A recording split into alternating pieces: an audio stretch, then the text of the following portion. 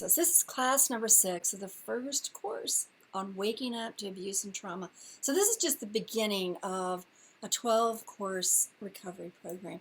And you can take this recovery program over 12 months. It's designed it's just over 3 months. It's designed that if you want to do it every week, you can do 6 days of courses, 1 day off, and then you go to the next course, and then in 3 months, you're going to get through the whole course. It's also, you can do this once a month, and you will get through everything in a year.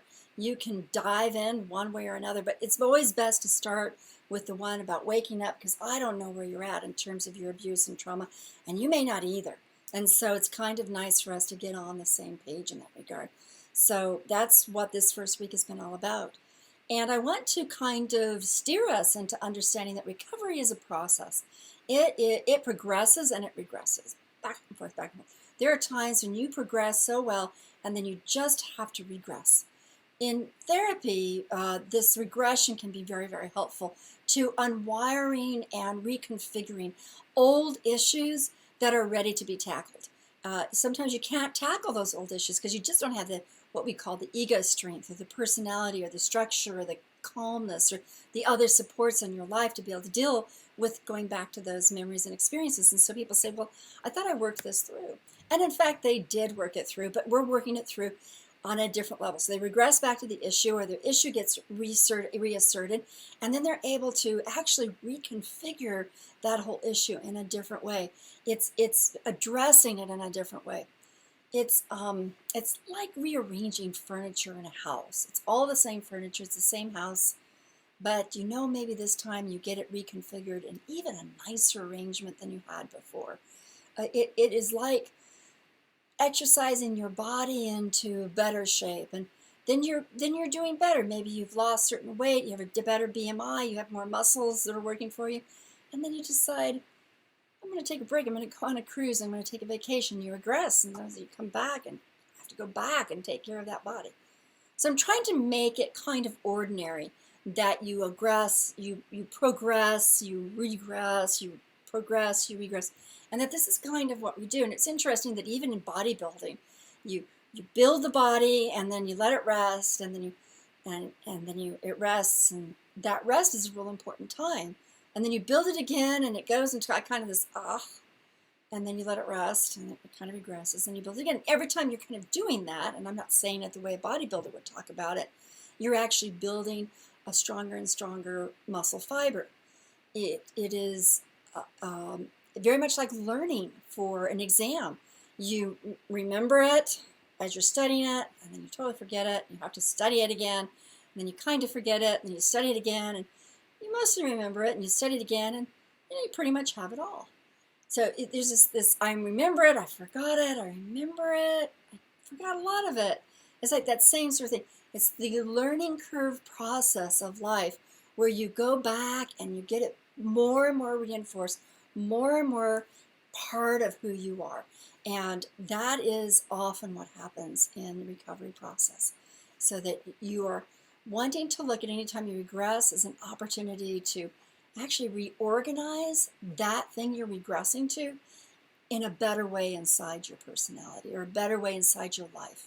So don't always look at the times you regress as a disappointment, or something that makes you feel hopeless, or makes you feel like you're never going to get out of this, or makes you feel like you're in this vicious trap and you're never going to progress, because that's not necessarily what's happening when you're regressing. You may be regressing because now you can actually visit that topic in a way that's going to be more beneficial to your future than you were able to visit that topic in the past.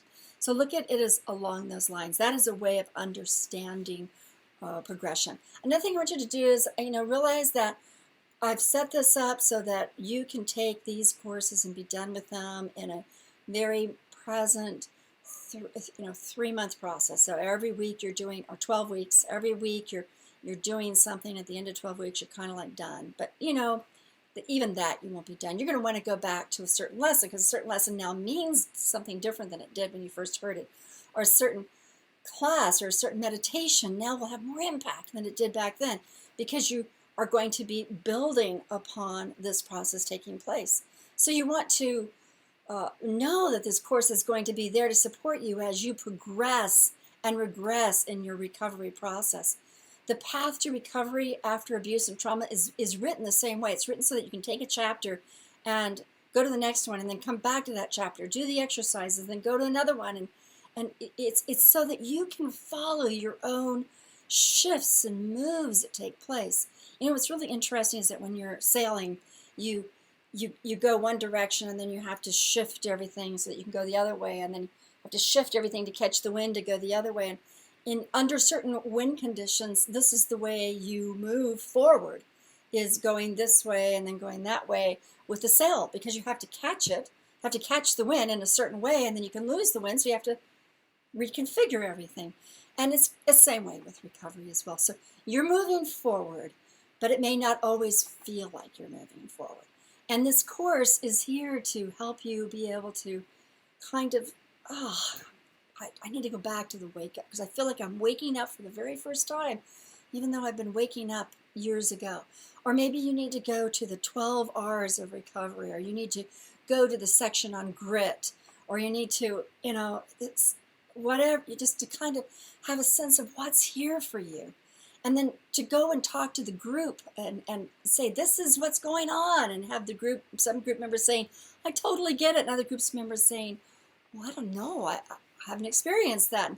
Know that we're all so individual, but we all care. And we're all in the process of making our lives better and better and better, because this is all about recovery.